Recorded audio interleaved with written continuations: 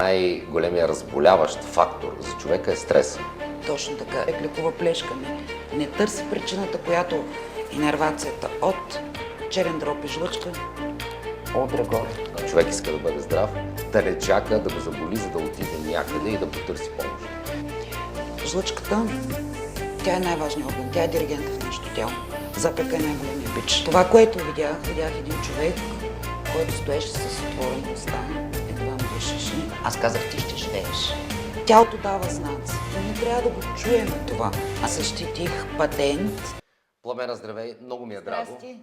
Какво представлява висцералната терапия, нали така се казва? Точно така е. Висцерална терапия по метода Оголов. Това помага за кръвообращение, за лимфа, за микроциркулация и човек да бъде здрав.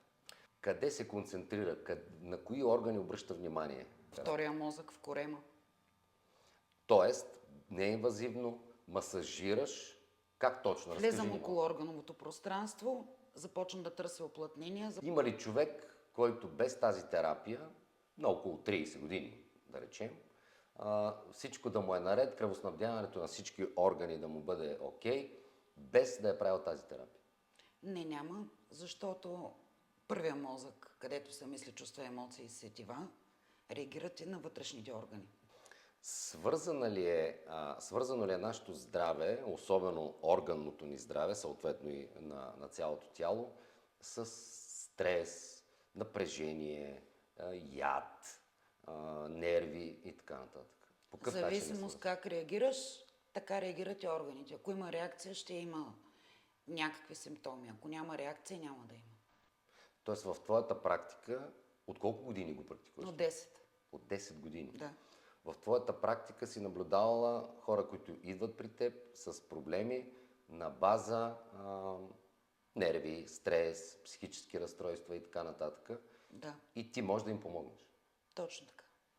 Как точно би могла да им помогнеш? Предварително разговаряме, търсиме причината, след това премахваме следствието. Имам собствен алгоритъм, който се казва висцерален огън. Най-големият разболяващ фактор за човека е стрес. Точно така. И определен стрес. За всеки орган си има определена емоция. Примерно гнева е свързан с черния дроб. Жлъчката, аз не съм доволен от нещо. И естествено се отразява и на, да речеме, на плешката, почва да боли плешка. Но човек лекува плешка. Не търси причината, която инервацията от черен дроб и жлъчка отре горе. Хората обикновено си обръщат внимание тогава, когато нещо ги заболи, тогава, когато се разболеят. Защо е хубаво, преди да се разболеят, да обърнат внимание чрез висцералната терапия, която ти им предлагаш, да обърнат внимание на себе си? Когато ти се събудиш без настроение, когато се чувстваш корема подут, когато не можеш да дишаш правилно, тук е време да се обърнеш към висцерален специалист. Ти си на мнение, че висцералната терапия, която ти практикуваш, задължително трябва да върви с опити на хората да намалят стреса, да намалят напрежението, Точно така. за да бъдат в пълна симбиоза с дух и тяло, нали така? Тяло, мозък, психика. Те работят синхрон. Тоест, ако един човек не може да избегне стрес, идва при теб, можеш ли само ти, чрез висцералната терапия, да му облегчиш стреса, да му облегчиш напрежението? Ще попитам точно какво го тревожи, точно какво го притеснява и ние ще се опитаме заедно да променим този баланс. Тоест, ти изработваш, освен мануалната терапия, която им правиш, би могла да ги посъветваш и режим, работа, почивка, намаляване на стрес, хранене и така нататък. Свързано е с всичко това, нали? Абсолютно е свързано, да.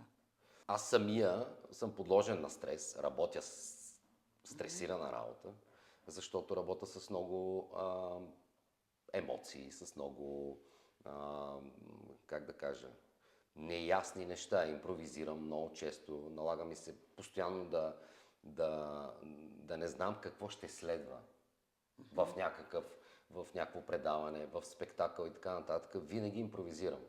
Така като ми се обади, защото съм човек, който обича да си обръща внимание преди да го е заболял. За мен това е специално най-важният момент, когато човек иска да бъде здрав, да не чака да го заболи, за да отиде някъде и да потърси помощ. Защо профилактиката е толкова важна? Защото ако ти не правиш профилактика и не се поддържаш, рано или късно ще свърши капацитета, т.е. бушоните ще прегреят. Тоест хората, идвайки при теб на висцерална терапия, могат да избегнат всичките тези главоболия и могат да остарят много по-бавно. Как работи тая част на нашето тяло тук? Тази част работи последния начин.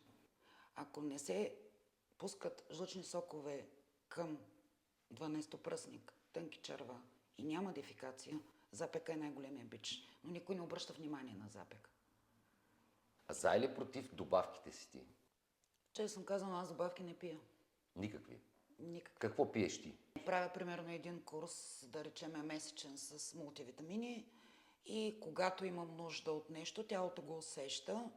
Примерно магнезия, ако имаш крампи, можеш да пиеш от 1 до 3 месеца магнезий. Но повечето карам на храна, ям всичко, месо, зеленчуци, всичко каквото сърцето ми поиска.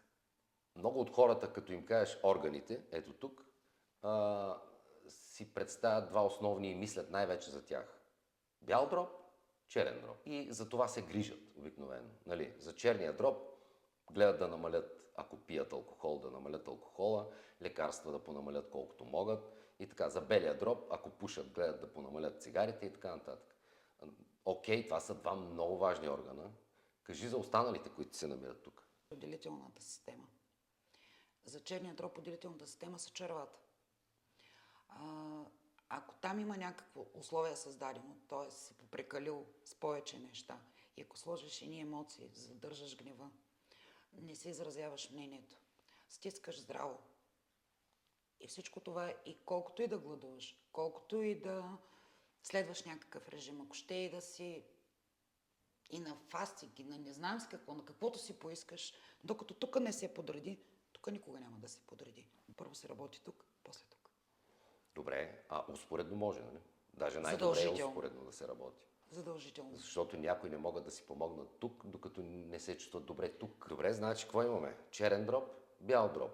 Да. Другите важни органи, Жлъчка, на които ти помагаш. панкреас, 12-пръстника, тънките черва, дебелите черва. Това са органите. Пикочополовата система. Далака е много по-дълбоко. То е просто да подсилиш далака. Той се намира в ляво и когато, примерно, се работи опашката на панкреаса, то се достига до там кислород. При какви оплаквания могат да те потърсят и ти да им бъдеш много полезен? Един много интересен случай ще ти разкажа. Това е когато миналата година ми се обадиха по телефона. Моля ви, елате. Професор еди кой си, няма да споменавам имена, не може да се справи с човека, който е на легло с операция. 20-дневна операция. Попитах само дали кърви. Те казаха, не, заразва. Това, което видях един човек, който стоеше с отворена уста, едва дишаше и повръщаше зелено. Той беше смъкнал за 3 седмици 20 кг. Той искаше едно нещо – да живее. И когато човек има желание да живее, трябва му 6 секунди. Мисълта се движи с 142 км в час. Тоест, докато си го помислиш, вече е влязло в движение. Човека просто кимна с очи, нищо повече.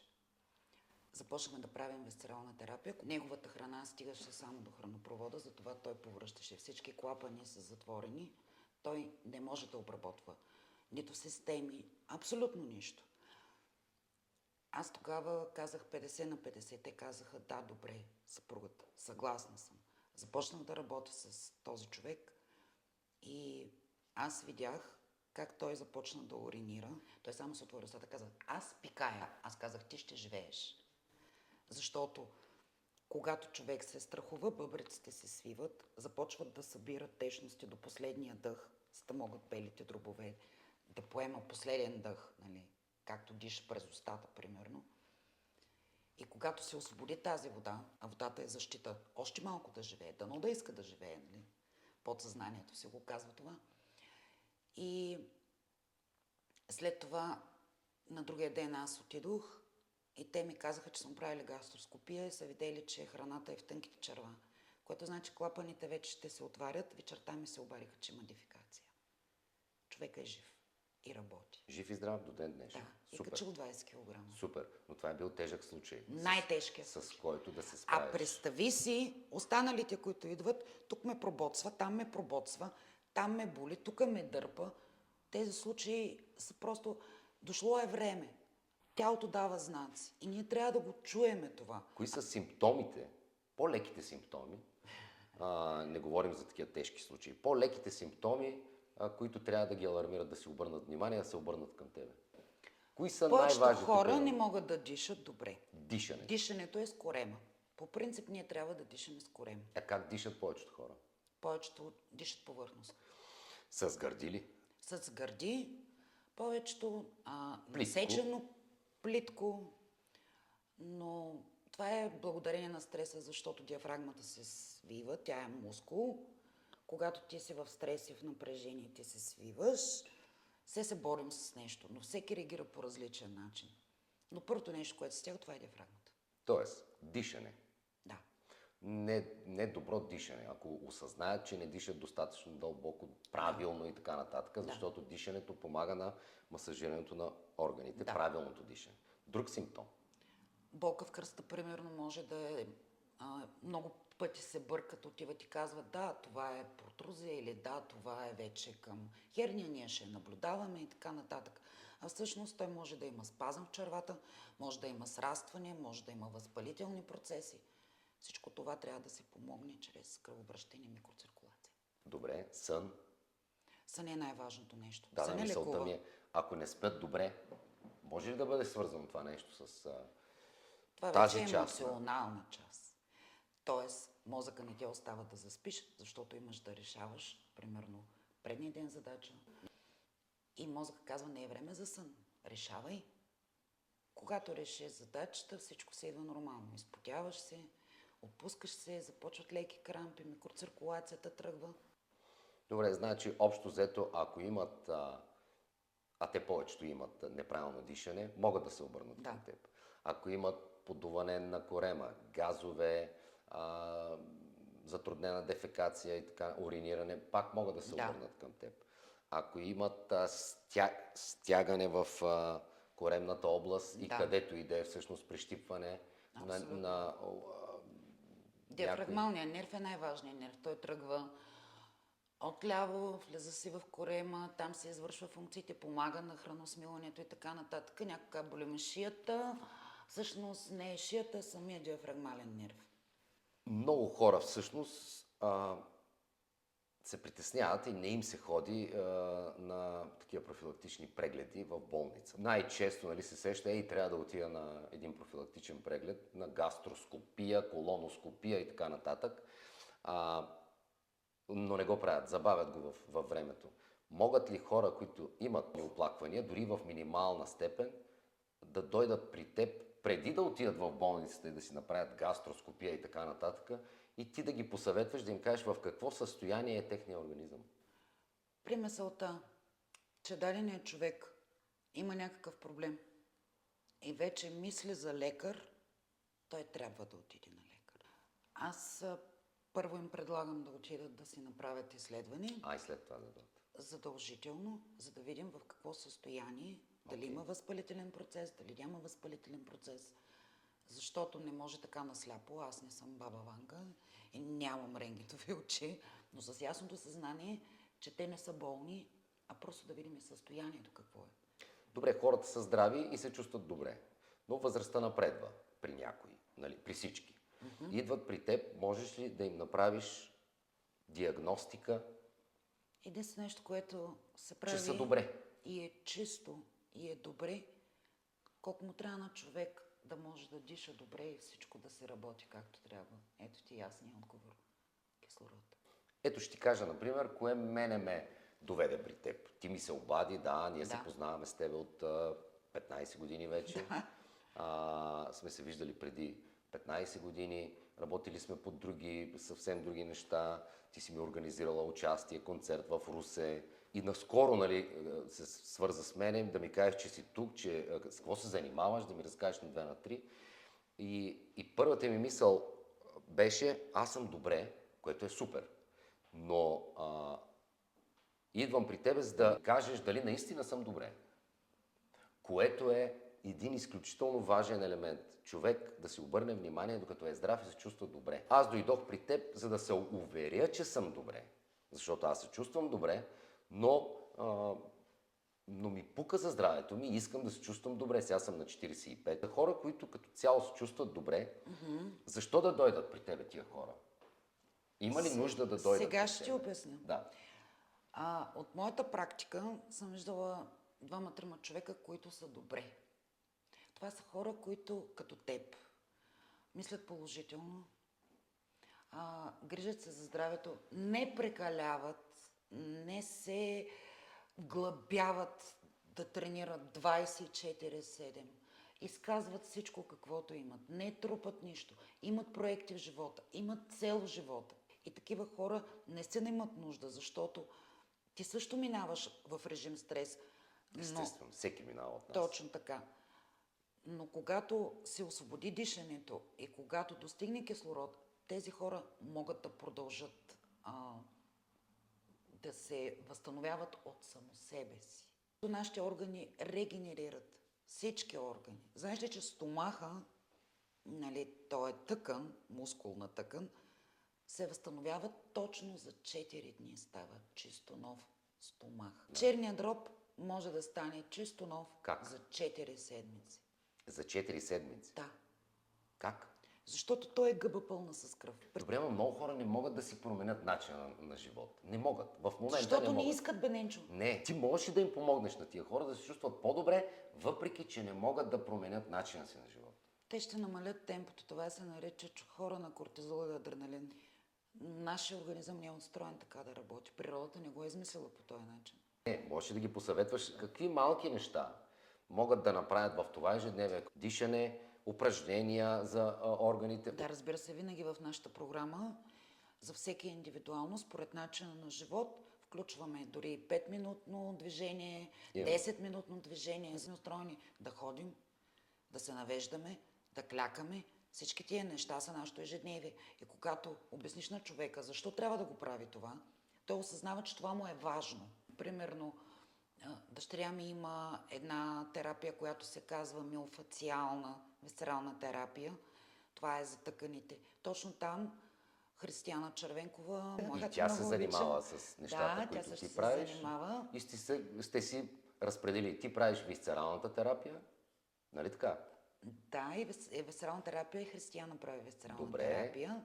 Но при нея има един специален метод, който е за отпускане на тъканите и за фациите. Тая техника е много специфична и се отпускат тия фаци, мускулите се отпускат и това нещо, тази специално терапия подпомага да се движи човека по-плавно, да има правилна стойка, да стъпва правилно. Това е допълнително, което ние правиме.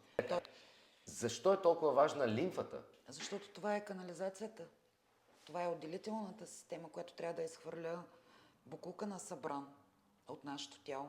Единственото нещо, което можеш да правиш е движение в домашни условия и ние имаме една терапия, която се казва лимфен помпаж, където минаваме през всички диафрагми. Те са 17, колкото и да ти е странно. Така, ето това ми стана много интересно. Колко са диафрагмите? 17. Къде се намират? Между всяка костно-ставна система. И много от тях не са в добра кондиция. Ако основната ти е окей, не е гарантирано, че останалите са окей. Защото хората масово знаят, че имат една диафрагма. Да, знам. То и аз така знаех допреди да се видим, че имам диафрагма, естествено актьор съм, знам. И за да се движи добре лимфата, трябва да се стимулират и да се обърне внимание и на другите 16 диафрагми по организма.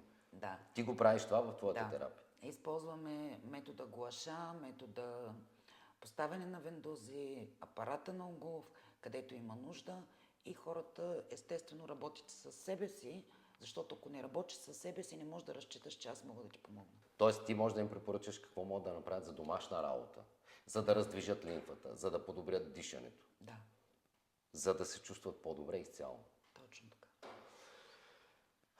Много е интересно, но на мен лично ми е много интересна и аз бих препоръчал наистина на всеки един човек да си обърне внимание, да мине от тук При Сега и тебе, да кажа, че нямам никакви корекции, съм на 52 години. на колко виж камерата там и кажи на колко си години, защото анфас искам да застанеш. На колко си години? На 52 години нямам никакви корекции, правя гимнастика за лице. И какъв е сега извода? Че преди да ни заболи нещо и преди да си разболеем, е хубаво да си обърнем внимание и да си направим една висцерална терапия. Какво може да правим в ежедневието, за да подобрим здравето си без хапчета, нали така? Да. Ти хапчета не даваш. Не давам хапчета, аз също не пия хапчета. Какво имаш друго? Масла нещо ми спомена. Да, сега защитих патент, т.е. вече съм бранд, висцерален огън Плами Червенкова. И какво са тези масла? Какво представляват? С две думи. Маслата, да, те са с магнезиева луга, плюс карамфил. Пият ли се или се мажат тия масла? Те се мажат върху корема, защото загряват и отпускат тъканта. А билките, които също създадохме, те също са защитени и са наши билки, 10 на брой, които подпомагат черния дроб. Как се взимат те? Те се дъвчат с мед. Не се варят. А който не може да яде мед? С Аз не мога, заместител, примерно. Кленов сироп може ли? Може. Тоест, те се слагат в кленов сироп и се... Задължително трябва да се дъвчат, за да има слюноотделяне. Беше удоволствие, благодаря ти. Ще се Аз виждаме, благодаря. ще се виждаме с цел Редовно да идваш. профилактика. Повтарям, профилактика. Много по-добре. Ненчо бързо. не е болен, Ненчо е здрав като бик. И умен, И за да умен. дойде на време, за да си провери нещата и да научи как може да бъде още по-добре.